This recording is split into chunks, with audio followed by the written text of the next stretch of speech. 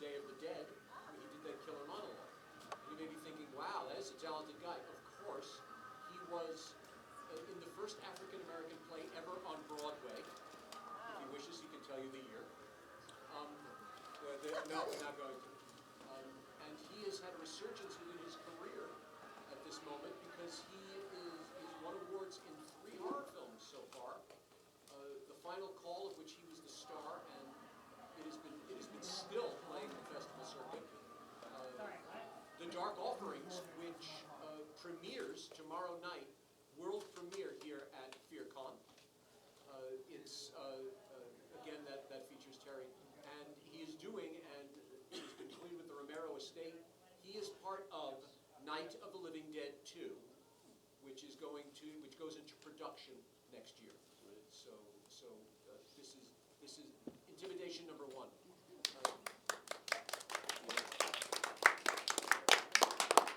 In the middle is intimidation number 2. I have been calling him. My marketing degree taught me how to make slogans, and I could only think of one, and this is the next Boris Karloff that's sitting in the middle of these gentlemen. This is Bill Oberst Jr. Bill, again, he has scared the hell out of us in movies like 3 from Hell and so many others, and he has won an Emmy for his performance in, it was CSI, yes? He won an Emmy for his performance in CSI, and again, like Terry, he is a groundbreaking stage performer. This evening, in about an hour or so, he is going to do his one-man show based on a Ray Bradbury story called Pillars of Fire.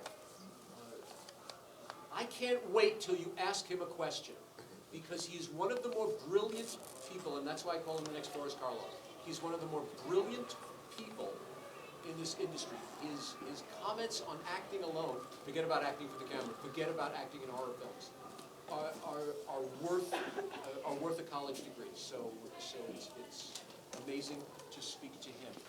Crossing J, give me just a second. Crossing J, I think that was a movie. And our last intimidation, and holy shit, is this an intimidation? Oh yeah. Bill Oberst Jr., the next Boris Karloff. That's why I call him that, because Mr. Karloff, with 3 things that Bill is. Number 1, he was a brilliant actor in his own right. He was a master of the macabre, and he was a really nice guy. And Bill is the same of those 3 things. All the way over there is Fred Williamson. That name is very familiar to you on so many levels, and you may know him as his nickname, the Hammer. He has, and like a hammer, he has built a career that is incredible. Aside from being a legendary football player, which he will share with you easily, he also quite bravely stepped into television and film. He was in the original film of MASH. He was 3 seasons, I believe, 3 seasons as Julia's boyfriend on the groundbreaking series on television, Julia, one of the first African-American leading characters. And there he was. And the story he told me, I'll let him tell it, where he basically just walked in and said, I don't like what you're doing with the show. Make me the part and it's better. And so they listened. And for those of us here who may like horror movies, some of you I think do, he was in From Dusk Till Dawn, Quentin Tarantino's nod to the vampire legend. And he was quite brilliant in that and hilarious at the same time. I'm not going to speak anymore. It's all up to you and them. Gentlemen, ladies and gentlemen, 3 very intimidating, very brilliant artists for your questions. Anyone have anything they'd like to ask of these gentlemen? So, Terry, did you have any idea how big Dawn of the Dead was going to be? How big Dawn of the Dead was going to be? Day of the Dead? Oh, Day of the Dead, sorry. Yeah. No. It's always a gamble when you're dealing with art. One person will pay $25,000 for a painting. The next person says, you pay $25,000 for that. That's the nature of art. Sometimes it's a hit and sometimes it isn't. When you get something with some great words and some good character, all you do as an actor is try and make that live. Movies to me are all about editing. You can have great performances, and if you don't have a great time, and the movie doesn't move with and take you with it, it's not a good movie. So there's a lot of elements in making David Dead what it was. It was a great film, and some wonderful performances from everybody. So I had no idea, but I'm glad it happened. At first, it didn't happen. Everybody's catching up with it through the years, so that's even better as far as I'm concerned. They'll keep catching up. Other questions? I have one. I'm fascinated. Mr. Williamson, please share how you literally changed the face of the TV series Juliet. How your bravery made it a legend. Well, that was not the only thing that I changed. It changed a lot of things about the industry, a lot of things about black, white, because I was a guy that didn't really give a shit. You know, you can't stop my progress because I refuse to be stopped. I got involved in the Julia show because, first of all, I'm a college graduate from Northwestern University, so I graduated with an engineering degree. So I was working for Bechtel Steel during the off-season when I was playing pro football. Once I got tired of pro football after 10 years, I decided to go full-time as an architect. But I couldn't make the transition because it was too time-consuming. 9 to 5 and an hour for lunch just did not suit my personality. So one night I'm watching television and I see Diane Carroll has a show called Simmons. And I said in my humble way, I'm better looking than any of those guys. Playing guest star role. I'm going to Hollywood and become Diane Carroll's boyfriend on the Julia show. So I packed up my little Jaguar XKE, drove from San Francisco to LA. I remembered the producer's name. So we go up to the gate, and I said, I'm here to see Mr. Hal Cantor. I said, do you have a pass? I said, no, I don't have a pass. Well, you can't come in. I said, fine. Those days, there was no cell phone. Drove around the corner to a phone booth, called back to the gate. This is Mr. Hal Cantor's office. We expect Mr. Williamson. Will you let him in, please? Phone. Went back to the gate. Oh, yeah, we just got a call you. He's in bungalow 24. So I go in. I go up to the secretary. She says, can I help you? I said, yeah, I'm here to see Mr. Hal Cantor. She says, okay. Does he know you? I said, no, just tell him the hammer is here.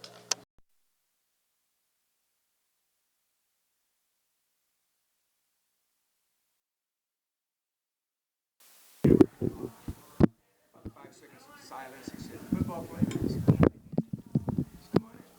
We talked for 15 minutes about football. He says, why are you here?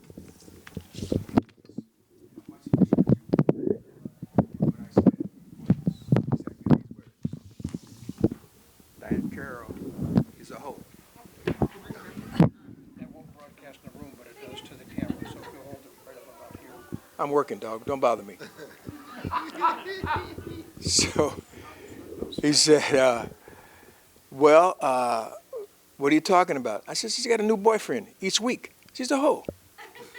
You know, and what you need is a regular boyfriend. And I said, I'm it. And he said, well, you ever acted before? I said, I did 5 years of Carmen Jones and 4 years of some other show in Canada. I hadn't done zip. If he had asked me what character it was, I'd have been dead in the water.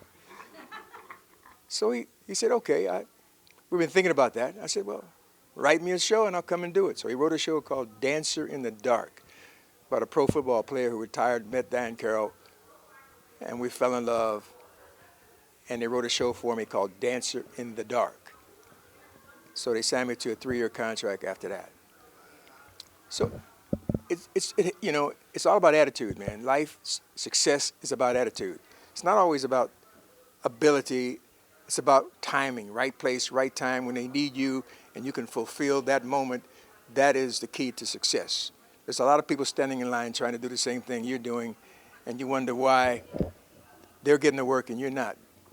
I remember my first interview for a film after I finished Julia. I went to an interview for a movie.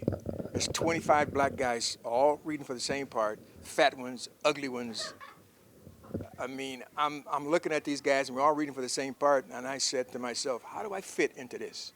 I'm tall, I'm handsome, I'm good looking. How in the hell do I fit into this? So they're reading for like 20 people inside a room. Now all these ABC, CBS, all these guys sitting in a chair, and you go in and you read. I went behind the second guy. The second guy went in, and I went right in behind him. When I go inside, he said, "Oh no, Mr. Williamson, we're not ready for you."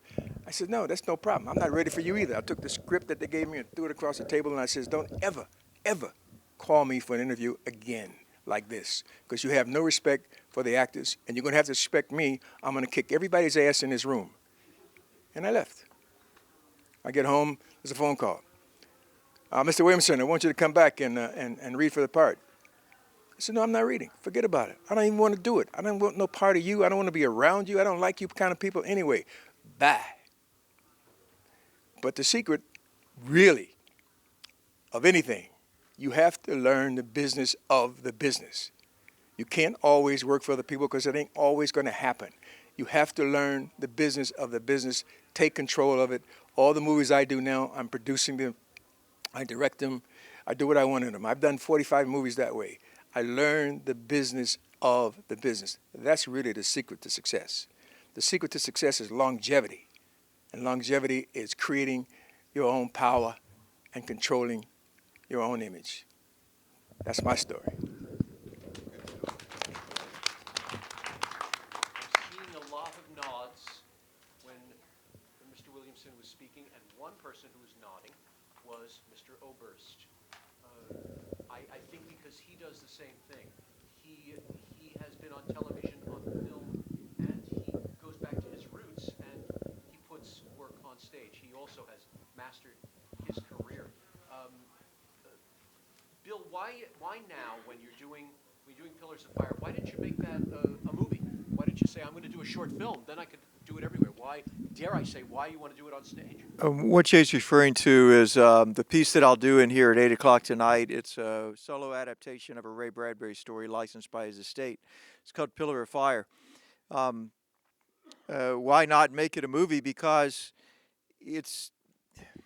see guys, the thing is, everything doesn't translate into everything else. Everything is not meant to be all things. A great literary piece, sometime it can't be made into a movie. The movie is its own medium. Cinema has its own language, and a lot of things are not transferable. To me, stage is like a blind date, and film is like a hungry, voracious, promiscuous lover who may or may not look your way. And if they do, it's going to be damn good, but they may not. That's the difference. So doing stage gives me an opportunity to meet this collective group, the audience that will be here. I'll never meet them again. They've never existed before, and they can never exist again that same way, in that same configuration. And to share emotion with them. And that's something that you can't do on film. Film is a whole other animal, and I enjoy film. But that's why, because this is a piece that I was a really lonely kid, and Ray Bradbury encountering these stories helped save my life. And that's what I want to share with the audience. And if I put that in the hands of a director or a producer, they would say, well, we need to change the story to make it fit cinema. And I don't want to change the story. I want them to experience what I experienced as a lonely boy when I realized there were other misfits in the world. How do you choose? I'm going to ask everyone this, as long as you have the call. Okay. There we go. Now I'll start it with Terry. We're hearing about taking personal power. We're hearing about your career and its decisions. Aside from a stage work being that audience, it's a one night moment, if you will, the once in a lifetime to see it. So please tell everyone to come and join you at 8 o'clock in here for Bill's piece. It is quite incredible, Pillars of Fire. In governing your careers, and I ask this of all three of you, how do you choose a project? Scripts come across your desk probably every minute. What makes you say yes, and what makes you say no? Well, you have to make a living, first of all, and you want some money to eat. Oh, yeah, that. Yeah, that thing. And if you have children, you got to support your children. That's a factor. I did a lot of TV when there was only 4 channels, network television and soap operas, that kind of thing. It wasn't a great writing a lot. A lot of times you're out there and the writing isn't that good, and you try and make it better than it is by making choices that are odd so people will follow what you're doing. So I wish I did have in my career the choice of doing it or saying no, but it's governed by a lot of other things beside my own desire. Um, and then there's a lot of other people who will work with you and around you. And then there's the director who can choose you or not choose you. There are a lot of factors that go into getting a role when you're out there in the theater.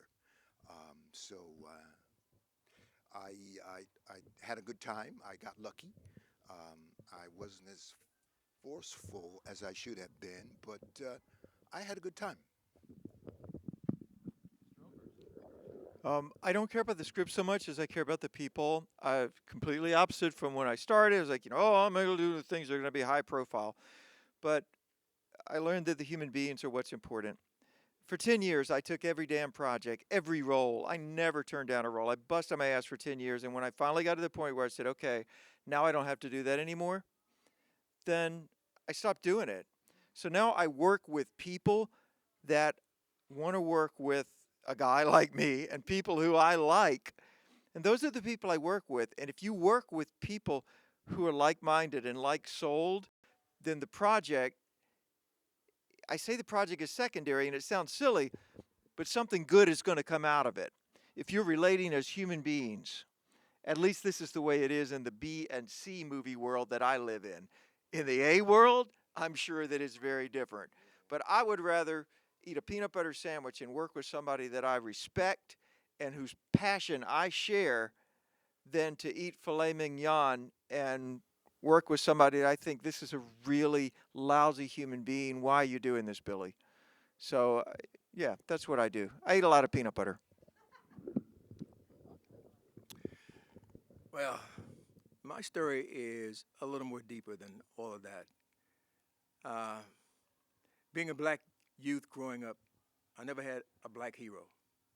Didn't have a black cowboy, and didn't have a black action star. Sidney Poitier was close to it, but I never see him slap anybody or kick anybody's ass. So that didn't do it for me. I came off that way playing pro football. They called me the Hammer because I used to break people's neck when they caught the ball. I enjoyed showing that my physical power was stronger and more superior than theirs. So when I got into the movie business, I looked around and there were no stars. There were no heroes. There were no black heroes. If they had a black actor in the movie, he got killed in the first 5 minutes, and then they had the star take advantage on his death. I said, no. Kill Schwarzenegger. Let me avenge his death. Don't kill me. Have Schwarzenegger kill the people who killed me. I don't play that. I'm not doing that. So whenever I do a movie, I have 3 rules on the contract. 1, you cannot kill me in a movie. 2, I have to win all my fights in the movie. And 3, I get the girl at the end of the movie if I want her. Now, I give them 2 out of 3 that they have to do. They're not gonna let me have the girl. I already know that, okay? So you ain't gonna kick my ass in the movie because I ain't gonna tell the guys down in New York or the guys in Chicago, Hammer, why you let that little guy kick your ass? Ain't happening. I ain't losing no fights in the movie. I ain't dying in a movie because I know that I represent something bigger than that to the black audience. I'm a hero to them. I'm a badass. Clint Eastwood don't get killed. John Wayne didn't get killed. Charles Bronson didn't kill. Why the hell you want to kill me? So I don't play that game. 90% of the movies now are all written and produced and directed by me, and I damn sure ain't dying in my own movie. My next movie is, I'm doing a movie with Franco Nero in Italy, a Western. I've done about 40 movies in Rome, Spain, Italy. I'm bigger in the European market than I am in the American market because in America, I'm a black actor. In Europe, I'm an action hero. Big difference, right? I do a movie and I'm the only black person in it. It's a big movie and the press says, here's the Hammer's latest black movie. What the fuck are you talking about? You know? How about all these other people out there, man? I mean, there's some Mexicans, there's some white ones, there's some Latinos, but it's the Hammer's next black movie. So why should I succumb to their problems? I just kick as much ass as I can and ride off into the sunset. That is the Hammer's story. That's why he did From Dusk Till Dawn. Nobody kicked his ass in it, and he didn't die. Nope. Yes, he became a vampire, so... I didn't die as the Hammer. I died as some big ugly thing. That's right. That's right. So Quentin Tarantino found a break in that. And you wouldn't want the girl in that, if I remember the movie correctly. That's debatable. I have nothing to say on that. Here we are at a horror film festival and convention. So let's talk about horror films. Now, I'm old enough that I also remember, like Terry, I remember 7 channels. I remember getting up from the sofa and having to turn the channel. I did it for my parents, so I was actually the first remote control that they ever used. And I remember that they were called B pictures. That as brilliant as Karloff and Lugosi were, and even in the days of Hammer Films, they were B pictures. Hammer Films, by the way, their first few movies were rated X because they were thought to be too lewd and gory. And today, horror films are getting Academy Awards. They're nominated and winning Academy Awards. What Mr. Williamson is saying was so true, but now, thanks to Jordan Peele, the horror genre has many representatives who are African American. And we have Asian, and we have LGBTQ, and we have everyone is represented in horror films. I don't know, when I was a kid, they were like, oh yeah, let's go see that B picture. And today they're winning Academy Awards. I ask all of you, what happened? How did it go from, that tiny Universal film to The Shape of Water in 2017 winning the Academy Award, and it's just the creature from the Black Lagoon, but he got the girl. Where did it go? What happened that horror movies now are what they are? Sir. No, you take it. It's not just the horror movies. If you recall, the black films were from 1970 to 1974. And the reason why they were so popular were because studio and Hollywood learned something. They learned that they had been missing a market. The same with the horror films. They had succumbed to quietness. Not that they were not that good, but all of a sudden they realized they've been missing a market because there were some small horror films that were made that made a lot of money. We made films for Shaft, okay? Shaft cost like $2.5 million, not even $3 million, and had lines around the block. I did Black Caesar. They had 5 lines around the block. Then I said, okay, I'm gonna play on their sentimental value. My next movie was The Legend of Nigger Charlie. I had 20 lines around the block. Everybody wanted to see what this picture was about. All of a sudden, Hollywood realized they had been missing a market and they had not been satisfying the people to see the things they want to see. The same with the movies you're talking about, the horror movies. They suddenly realized they missed the market. And so they started making them and bringing it back, and fine. But it's going to run out just like all the rest of them do, right? It's going to go away just like they made the black films and for about 4 years. It went away. They're going to same thing with the horror films. It's going to come out. It's going to be strong. It's going to go away in about 5 years. And something else is going to happen. I'm waiting for the Latinos to come around, man. I haven't had any Latino major stars come out of Hollywood that are sustainable, male or female. It all changes because Hollywood is fickle. They have no idea what the hell they're doing. They watch you to see what you go to see, and they make their decisions based on you going to see what you think is good. It's really simple. It's all about money. Very simple. You're right, they're fickle, and you're right, they're also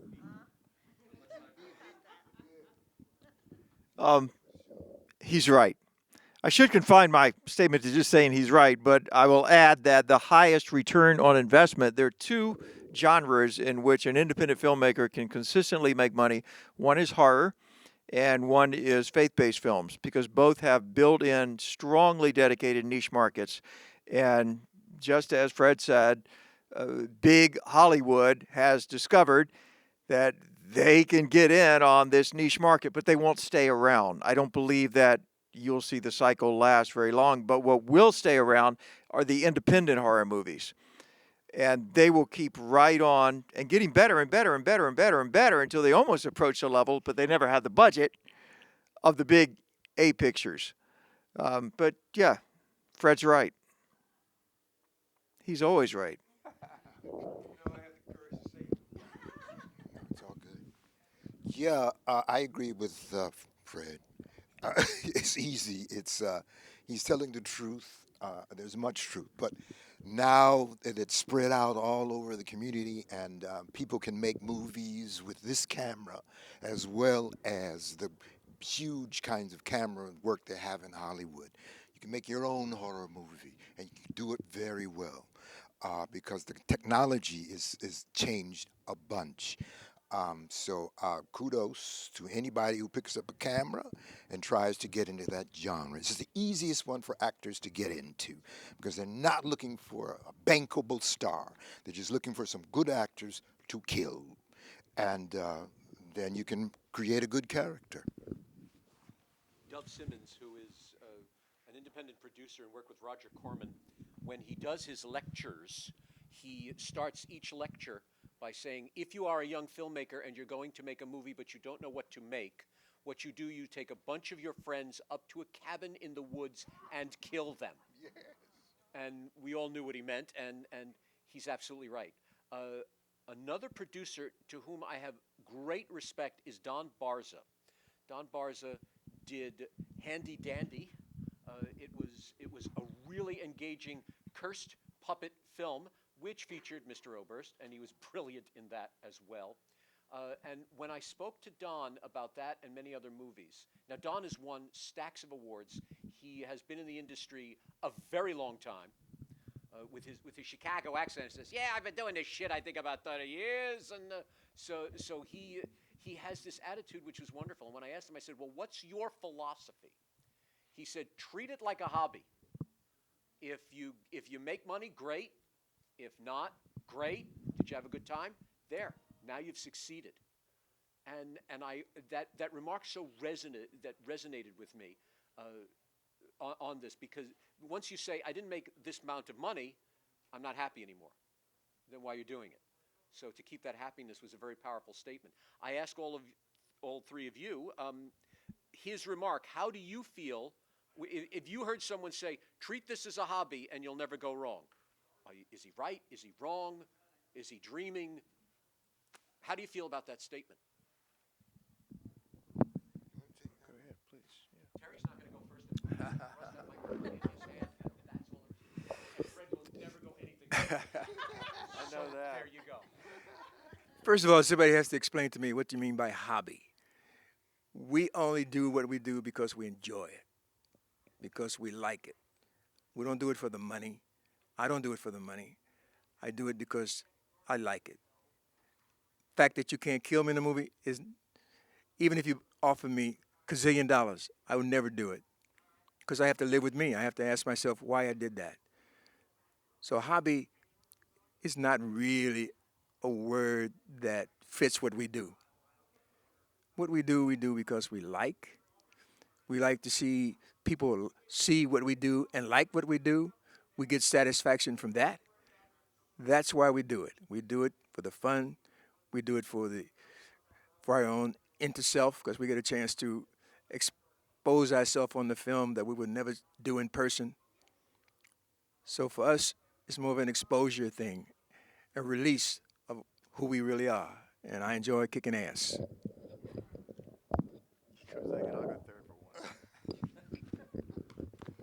What was the question again? Don Barza said, treat this like a hobby and you'll never go wrong. No, there's something that it's called talent, and that's sometimes it's a gift, and sometimes it's a curse, but you have it, and to express yourself within that gift is something you have to do.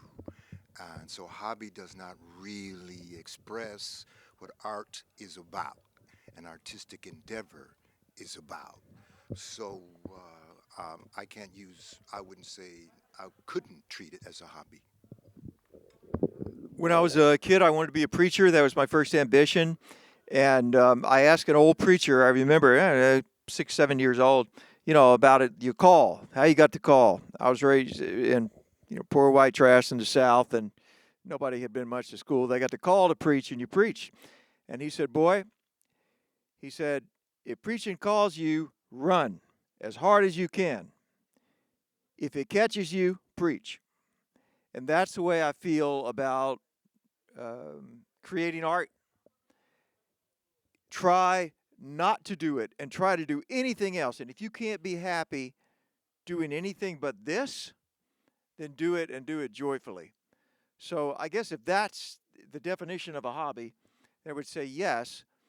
But there is a business side, the business of the business. And if you don't understand the mechanics of the business and how that works, then your hobby, so to speak, will never reach the heights that you would like it to be satisfied. So for me, it's a mixture of understanding the business of the business and also knowing that there are two kinds of people who create art. I think the people who need to get attention and those who need to do it to relieve tension. There's some inner tension that you have to do it. And I have to do this, but I want to do it as smart as I can. So I'll give you one example, and then I'll pass it back to Jay, of how the business of the business works. I had a producer who'd done a lot of horror films with, and he said, I want to do something different. And so he went to the distributor and said, what do you need? This is like February, and the guy said, if you can give me a talking dog movie delivered by October 15th with Dean Cain in the lead and give me a name horror actor as the villain, I'll take it. And here's half the money. So he did it. And I was the villain, and Dean Cain came in and did the movie. He used his own parents' dogs, who had no experience as talking dogs. And I got to deliver the great line, you dogs stop this car right now, in a crazy French accent. So we had fun, but also he went to the distributor and said, what do you need? So it's that balance always between the two. So I guess it can feel like a hobby, but also you have to understand the business of the business, which is really a non-answer, but that's kind of what I do. It works beautifully for me. When Don said this to me, the thought that went through my head is treat it like a hobby. Number one, it is something so passionate, and all three of our guests basically said you lead with passion, you lead with your heart with this. So I judge that.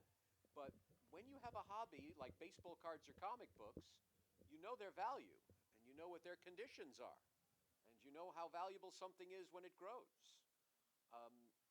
And I think that's also part of what he meant by hobby.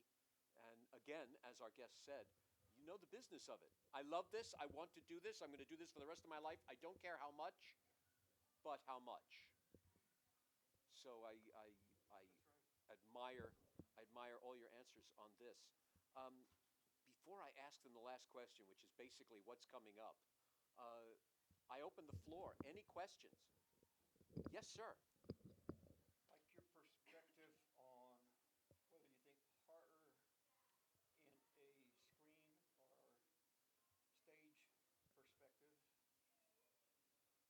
stage perspective has been a factor in keeping realism or realistic horror, like drawing and quartering in the Middle Ages, burning at the stake, public beheadings in the Middle East. Does it have a settling effect to those issues?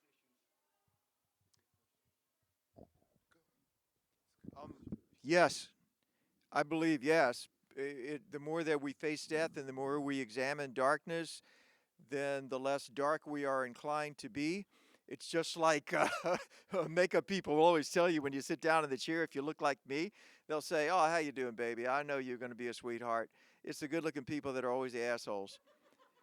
And that's a good metaphor. It's the people who say, I would never watch a movie in which those things happen. They're usually mean son of a bitches.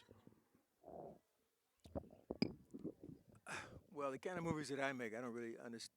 You know, that question doesn't really fit what I do.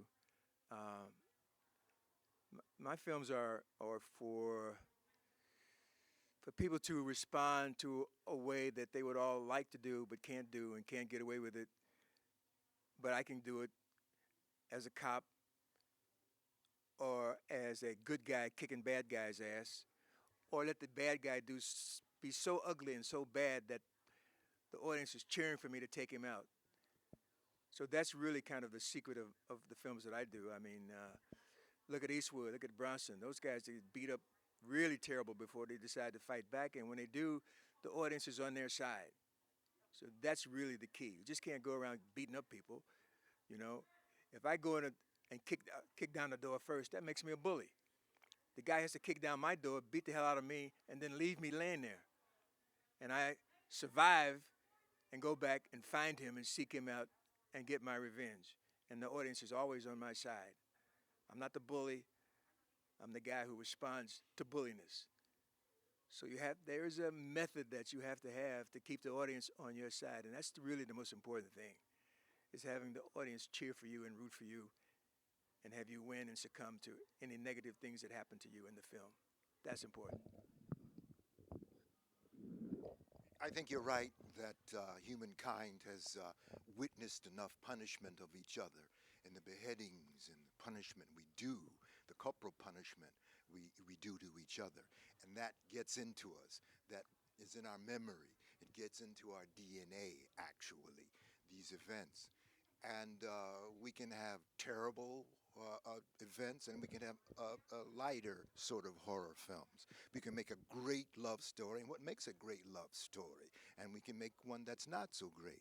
So I think when we take that, what you just said, and try and work with it, trying to work out of it and change it into something more palatable, that we don't kill each other, that we don't behead each other, is the mark I think we should be working toward.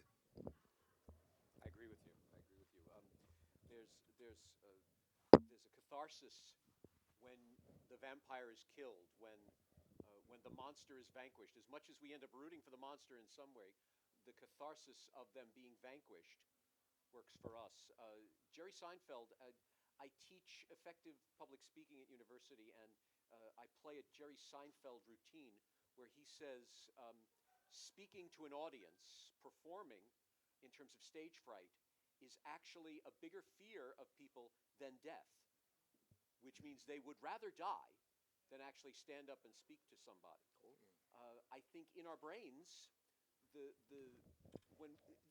tiniest of things that makes us nervous, our brains blow it out of proportion. Think about if you forgot something or you're worried about something. It becomes a catastrophe in your brain. And then when you look at it, you say, ugh, that's all it is. I wholeheartedly agree, and I agree with what Terry says in what it might do. In our brains, we look at each other and we say they're an enemy. And so we build these devices to vanquish our enemies and scare everyone to think how wonderful we are. And that's from our fear in our brain. But maybe when we see these devices, it cools a little bit.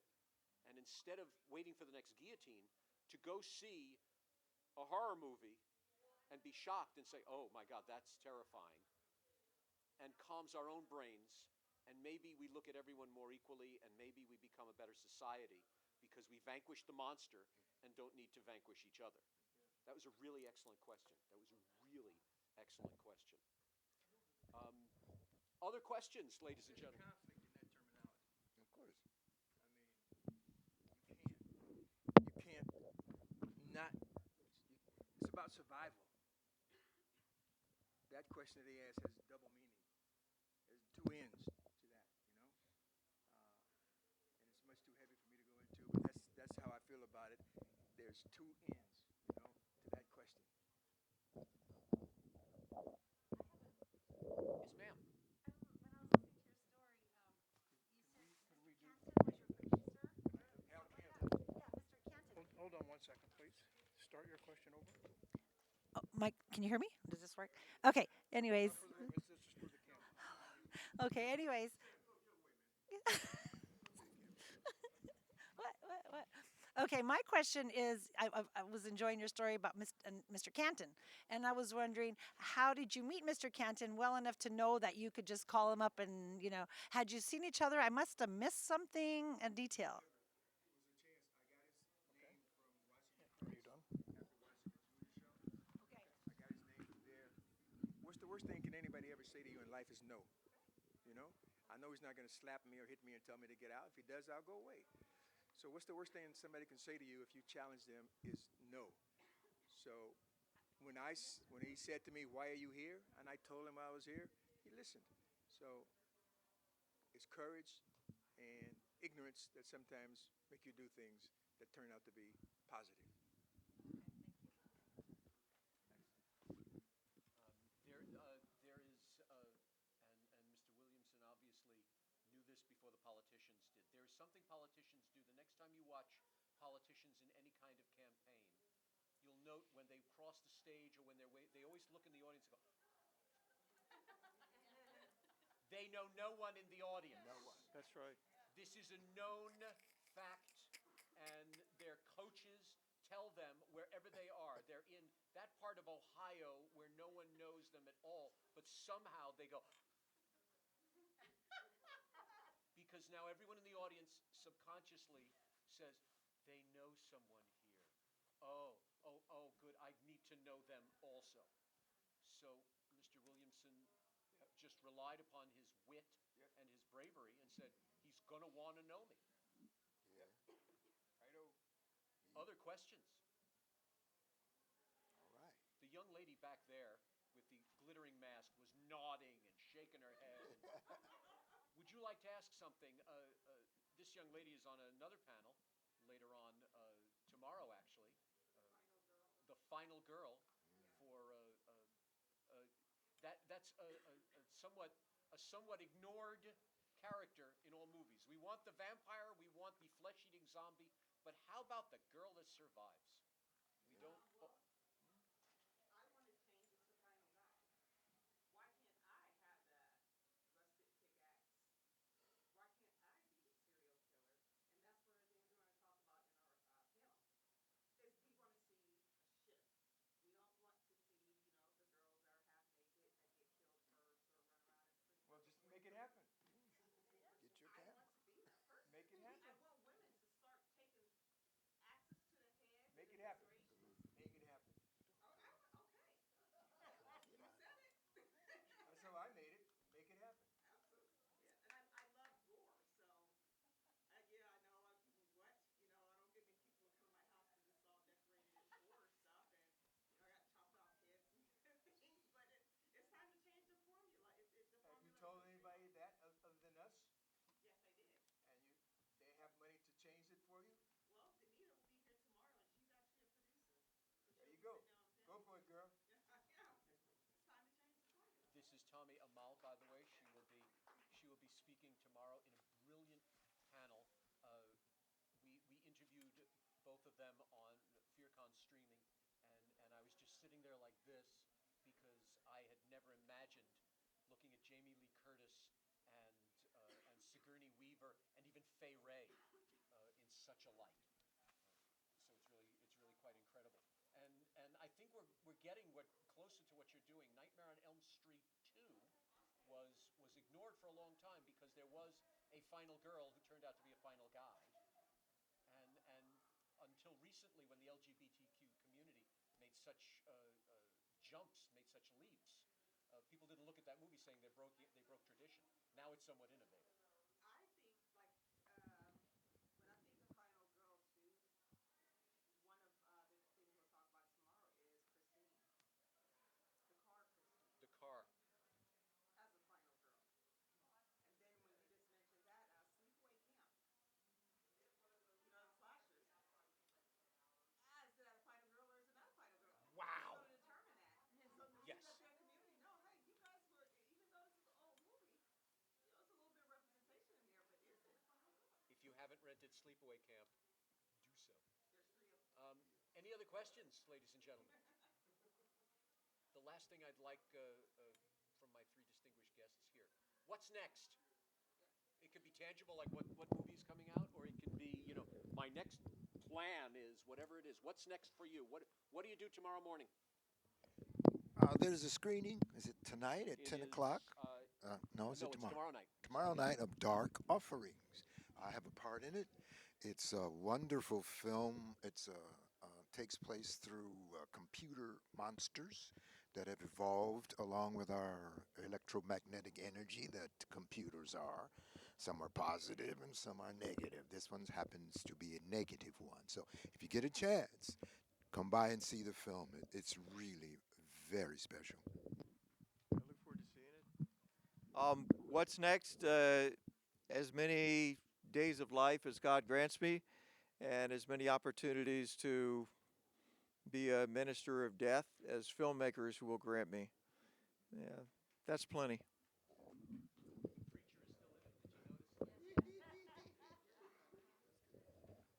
My next film is out now. It's called VFW, Veterans of Foreign Wars.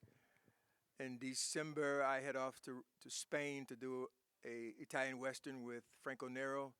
After that, I go to Germany to do my own action film. Then I go back to Rome to do my own action film again. I have like 3 films to do next year and maybe 4, but it all depends on how tired I get or how unexcited I get. But it's no, I never get used either. Big difference. But it's all fun. I have a good time doing it. It's not about the money, even though there's a lot there. I don't really care about that. I care about my image. I'm an image guy. I turn down 3, 4 movies a month because my first question is when they call me to come in, I said, do I die in the movie? And if they say, yeah, I hang up. Then the next thing they say, no, you don't die, but come in and read. I said, I don't read. What's wrong with you people? I've done 60 movies, so many television shows. You want me to read? Forget about it. I'm not coming. Kiss my toe. I lose a lot of work that way, and I lose a lot of money that way, but I just go on my patio and smoke my Arturo Fuente cigar, and listen to some jazz. Yes, I use multiple cameras all the time. And I don't shoot tape. I shoot film. All my movies are film. I shoot multiple cameras. I shoot masters, mediums, and close-ups all at the same time. So it all flows. It all works good, and everybody enjoys it because I can shoot 10 pages a day, 15 pages a day by doing that, and it all matches, you know. So, but it comes. I can do that easily than most people because my background as an architect allows me to see things in 3-dimensional. If somebody shows you a floor plan of a house, you see only the floor plan. I look at the floor plan and I see walls and windows and I know what it's going to look like when it's done. And it doesn't look symmetrical to me. I said that window needs to be put over here and that door shouldn't be in the middle. It should be over here. I can see that as an architect. So that kind of helps my directing thing, man. So I really have a good time doing what I do. Ladies and gentlemen, thank you all so much for being here. These gentlemen are in the autograph room. There is another panel with them tomorrow. Those of you who are attending 2 days, and I'll ad-lib several other questions tomorrow for them. My advice to you is when they're in the autograph room, this is your chance to speak to them. This is your chance to go over and say, hello, tell me more. There is no better opportunity, those of you that work in the industry, those of you that admire the industry, than to chat with these brilliant men who have been doing this for a long time. So please take that moment and visit them and just say, hi, tell me more. Thank you all very much.